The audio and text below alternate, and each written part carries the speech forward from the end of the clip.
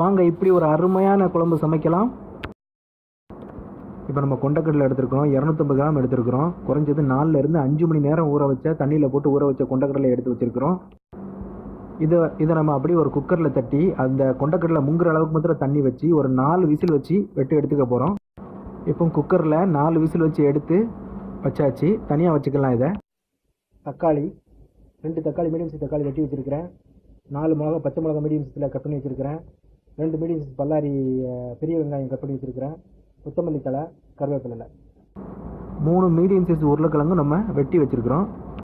பாருங்கள், வழக்கம் போல் சிறு சீரகம் கொஞ்சம் 1/2 டீஸ்பூனு, ஒரு 6 கிராம்பு, கொஞ்சம் சோம்பு, ஒரு 1/2 டீஸ்பூன் சோம்பு, ஒரு 4 ஏலக்காய், கொஞ்சமாக பட்டை, ஒரு பிரிஞ்சி இலை, ஒரு 2லேருந்து 3 டீஸ்பூன் எண்ணெய் ஊற்ற போகிறோம். அதை நான் அப்ராக்சிமேட்டாக ஊற்றிக்கிறேன். வச்சுருக்கிற பட்டையை சேர்த்துக்கிறோம், அப்புறம் கிராம்பு சேர்த்துக்கிறோம், அப்புறம் ஏலக்காய், அப்புறம் அந்த பிரிஞ்சி இலை. அந்த பட்டை கிராம்பு ஏலக்காய் வதங்கினதும் நம்ம வெங்காயத்தை சேர்த்துக்கிறோம். அப்புறமா நம்ம வெட்டி வச்சுருக்க பச்சை மிளகாயும் சேர்த்துக்குவோம். அப்புறம் கருவேப்பிலை சேர்த்துக்குவோம். இதில் வெங்காயம் கொஞ்சம் நல்லா வதங்குறதுக்கு உப்பு சேர்த்துக்கணும் கொஞ்சம். பாருங்கள் இப்போ இதில் அரைச்சி வச்சிருக்கிற இஞ்சி பூண்டு விழுதை போடுறோம். 1 2 ஸ்பூன் போடுறோம் ஃபுல்லாக. நல்லா ஸ்மாஷ் பண்ணி இஞ்சி பூண்டு வதங்கினதும் இப்போ நம்ம அவிச்சு வச்சிருக்கிற கொண்டக்கடலையை உள்ளே தட்டிடலாம். இந்த இஞ்சி வெள்ளைப்பூளோட நல்லா மிக்ஸ் பண்ணி விடுவோம். இப்போ இதில் கொஞ்சமாக மஞ்சள் தூள் சேர்த்துக்கிடுவோம்.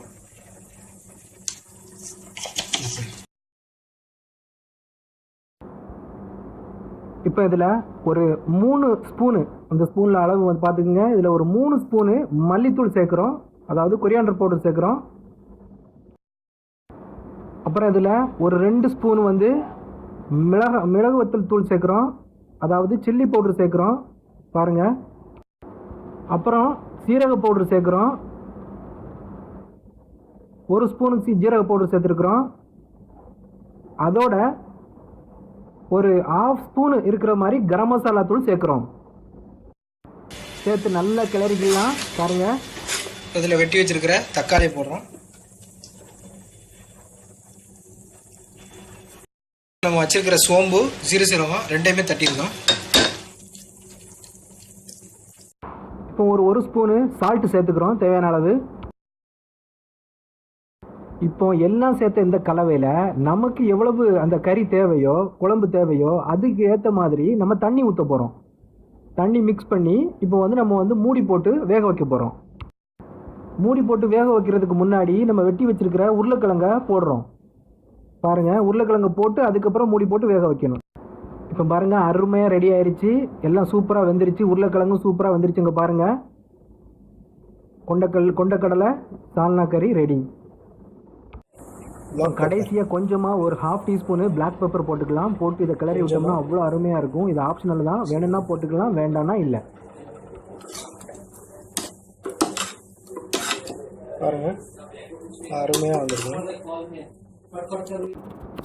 பாருங்கள், இப்போ நம்ம முட்டையை அவிச்சு எடுத்துருக்கோம். இது ஆப்ஷனில் தான், ஆனால் நான் போட போகிறேன். நல்லா கீறி விட்டுருக்கேன் பாருங்கள் எல்லா பக்கமும். அப்போ தான் உள்ள குழம்புக்குள்ளே போட்டது இந்த சால்னாலாம் நல்லா பிடிக்கும். அருமையாக கீறி விட்டு வச்சுருக்கு. அந்த முட்டை எல்லாத்தையும் அப்படியே குழம்புக்குள்ளே இறக்கிற வேண்டியதுதான். பாருங்கள், குழம்புக்குள்ளே போட்டு கடைசியாக மல்லித்தலை தூவி முடிச்சுக்கலாம் குழம்ப. பாருங்கள், அவ்வளவு தான், முடிஞ்சுது.